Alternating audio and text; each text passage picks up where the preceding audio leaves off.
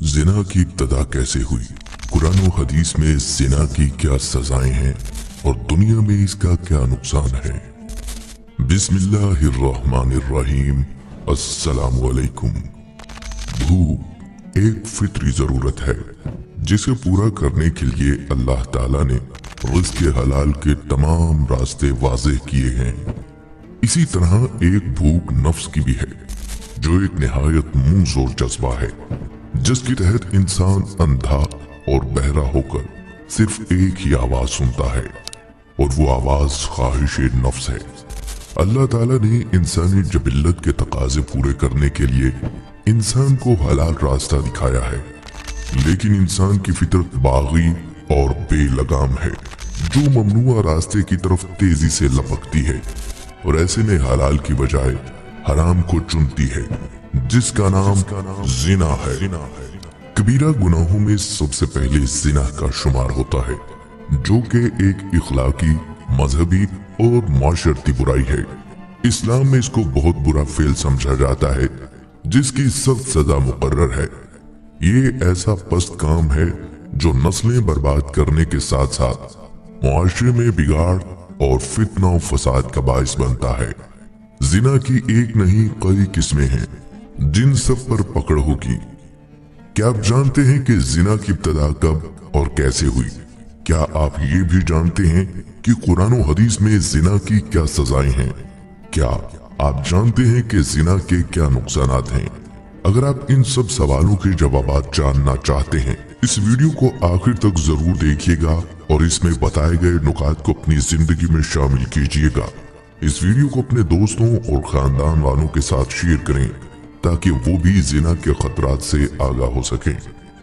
नाजरीन, हदीस मुबारका में बयान हुआ है, जिना करने वाला जिना करते वक्त मोमिन होने की हालत में जिना नहीं करता, और चोरी करने वाला चोरी करते वक्त मोमिन होने की हालत में चोरी नहीं करता, और शराब पीने वाला शराब पीते वक्त मोमिन होने की हालत में शराब नहीं पीता, और लोगों का माल लूटने वाला जिस वक्त माल लूटता है तो वो मोमिन होने की हालत में नहीं होता, और तुम में से कोई शख्स जब खयानत करता है तो मोमिन होने की हालत में खयानत नहीं करता।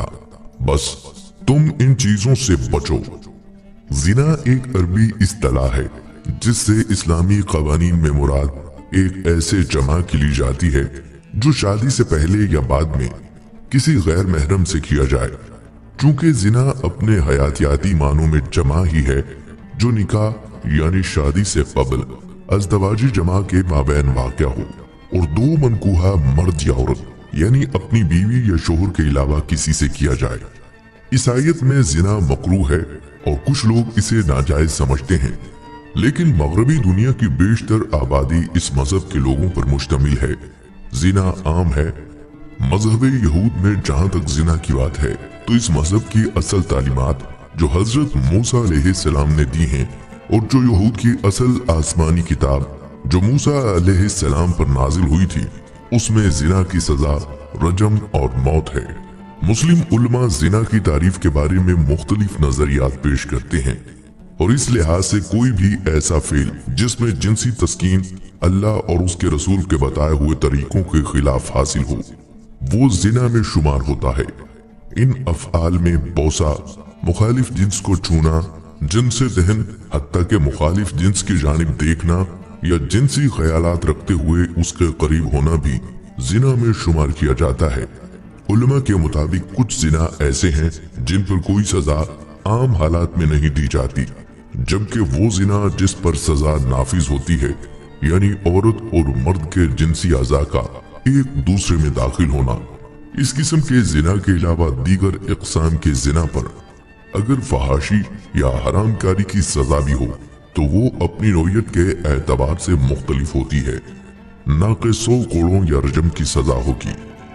सूरह अल-इसरा में फरमाने बारी ताला है, जिना के करीब भी ना जाओ, ये बेहयाई और बुरा रास्ता है। मस्नद अहमद में है कि एक नौजवान ने जिना करने की इजाजत आप सल्लल्लाहु अलैहि वसल्लम से चाही। लोग उस पर झुक पड़े कि चुप रह, क्या कर रहा है, क्या कह रहा है। आप सल्लल्लाहु अलैहि वसल्लम ने उसे अपने करीब बुलाकर फरमाया, बैठ जा।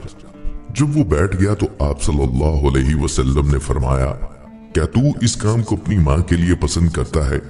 उसने कहा, नहीं, अल्लाह की कसम या रसूलुल्लाह सल्लल्लाहु अलैहि वसल्लम, मुझे अल्लाह आप पर फिदा करे, ऐसा हरगिज नहीं चाहूंगा।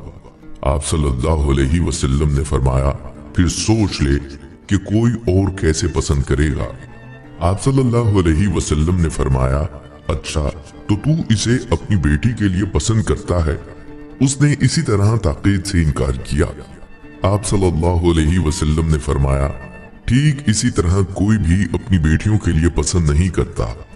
अच्छा, अपनी बहन के लिए तू इसे पसंद करेगा? उसने इसी तरह इनकार किया। आप सल्लल्लाहु अलैहि वसल्लम ने फरमाया, इसी तरह दूसरे भी अपनी बहनों के लिए इसे मकरूह समझते हैं। बता, क्या तू चाहेगा कि कोई तेरी फूफी से ऐसे करे? उसने इसी तरह सख्ती से इनकार किया। आप सल्लल्लाहु अलैहि वसल्लम ने फरमाया, इसी तरह और सब लोग भी। फिर आप सल्लल्लाहु अलैहि वसल्लम ने अपना हाथ उसके सर पर रखकर दुआ दी कि इलाही इसके गुनाह बख्श, इसके दिल को पाक कर दे, इसे इस्मत वाला बना। फिर तो ये हालत हो गई थी कि ये नौजवान किसी की तरफ नजर भी ना उठाता। जिना की हुर्मत और मुजम्मत कुरान पाक की बेशुमार आयात और अहादीस मुबारका में वारिद हुई हैं, जिनका हासिल ये है कि शिर्क के बाद बड़े गुनाहों में संगीन तरीन गुनाह जिना है, जो इंसान को हलाक और बर्बाद करने वाला है। इसकी सख्त तरीन सजाएं दुनिया और आखिरत में बयान की गई हैं और जिना के करीब भी जाने से मना किया गया है। इसीलिए बदनजरी को हराम करार किया गया, औरतों पर पर्दा वाजिब किया गया, बिला जरूरत पर्दे के साथ बाहर निकलने से भी उन्हें मना किया गया। नाज़रीन, सूरह नूर आयत नंबर 2 में इरशाद होता है, जो जिना करने वाली औरत है और जो जिना करने वाला मर्द है, सो दोनों में से हर एक को 100 कोड़े मारो और तुम्हें उनके मुतल्लिक अल्लाह के दीन में कोई नरमी ना पकड़े, अगर तुम अल्लाह और यौम आखिरत पर यकीन रखते हो।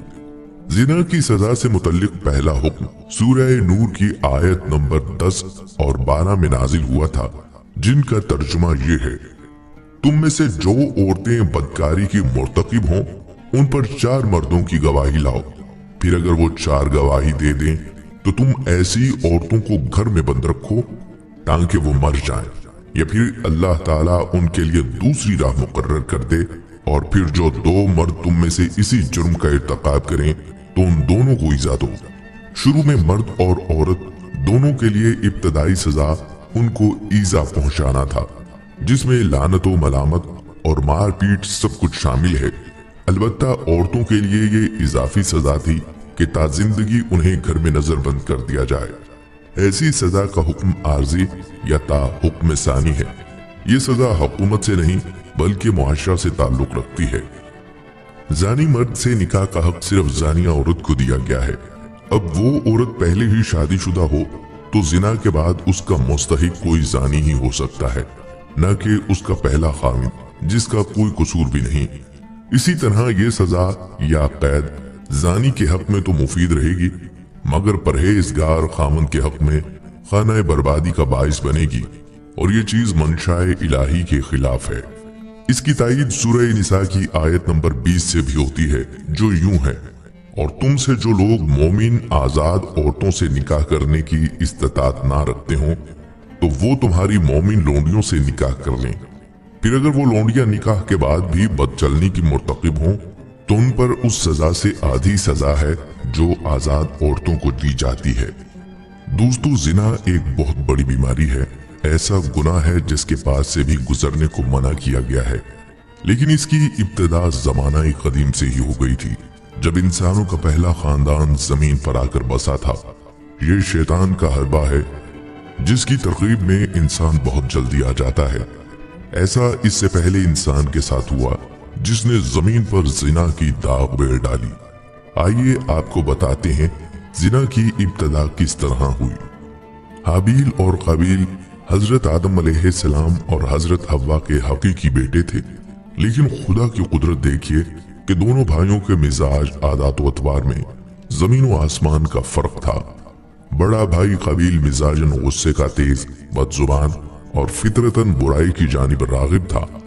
हसद, बोझ سرکشی، تکبر اور انتقام کا جذبہ اس کی سرشت میں شامل تھا اور اس کا ذریعہ معاش کھیتی باڑی تھا، جبکہ چھوٹا بھائی حابیل نیک سیرت، متقی، پرہیزگار، منکسر المزاج اور عاجز انسان تھا۔ وہ بھیڑ بکریاں چرایا کرتا اور فارغ وقت اپنے والد کی خدمت میں گزارتا۔ قابیل شکل و صورت میں حابیل سے زیادہ خوبصورت تھا، جبکہ حابیل واجبی خدوخال کا مالک لیکن اپنے بڑے بھائی قابیل کے مقابلے میں زیادہ قوی اور طاقتور تھا۔ ویسے تو والدین کو اپنے تمام بچے پیارے ہوتے ہیں اور وہ سب سے ہی محبت کرتے ہیں، لیکن حابیل کے اخلاق، نیک سیرت، فرما برداری اور دیگر خصوصیات کی بنا پر حضرت آدم علیہ السلام چھوٹے بیٹے کو زیادہ پسند فرماتے اور اسے اپنا جانشین مقرر کرنا چاہتے تھے۔ قرآن کریم نے حضرت آدم علیہ السلام کے ان دونوں صاحبزادوں کے نام لے کر مخاطب نہیں کیا، البتہ توریت میں ان کے نام حابیل اور قابیل بیان کیے گئے ہیں۔ ان کے واقعے سے متعلق حافظ حدیث علامہ عماد الدین ابن قصیر رحمت اللہ علیہ نے سند کے ساتھ ایک روایت نقل کی ہے جو حضرت عبداللہ بن مسعود رضی اللہ تعالیٰ عنہ اور بعض دوسرے صحابہ سے منقول ہے کہ جب حضرت آدم علیہ السلام اور حضرت اماں حوا دنیا میں تشریف لائے اور توالد و تناسل کا سلسلہ شروع ہوا تو ان کی نسل میں اضافے کے لیے ہر ایک حمل سے ان کے دو بچے تمام یعنی جڑواں پیدا ہوتے، ایک لڑکا اور دوسری لڑکی۔ یوں اماں حوا کو تقریباً 20 بار حمل ہوا جس میں 40 بچے پیدا ہوئے، زیادہ تر ایک لڑکی اور ایک لڑکا جڑواں پیدا ہوتے۔ اس سے دنیا میں انسانوں کی نسل بڑھانا مقصود تھا۔ بہن بھائی ہونے کی وجہ سے ان کا آپس میں نکاح حرام تھا، چنانچہ اللہ تعالیٰ نے اس وقت کی ضرورت کے لحاظ سے شریعت آدم میں یہ خصوصی حکم جاری فرمایا کہ حضرت حوا سے جڑواں پیدا ہونے والے لڑکے اور لڑکی کا عقد دوسرے وقت میں پیدا ہونے والے جڑواں بچوں سے کر دینا جائز ہے۔ اسی حکم کے مطابق قابیل اور حابیل کی شادی ہونا تھی۔ قابیل عمر میں بڑا تھا، اس کے ساتھ اس کی جو ہمشیرہ پیدا ہوئی اس کا نام اقلیمہ تھا۔ وہ حابیل کے ساتھ پیدا ہونے والی ہمشیرہ سے بہت زیادہ خوبصورت اور خوبرو تھی۔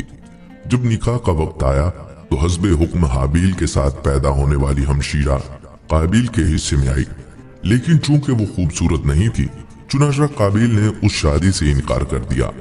وہ اپنی سگی ہمشیرہ سے شادی کا خواہش مند تھا۔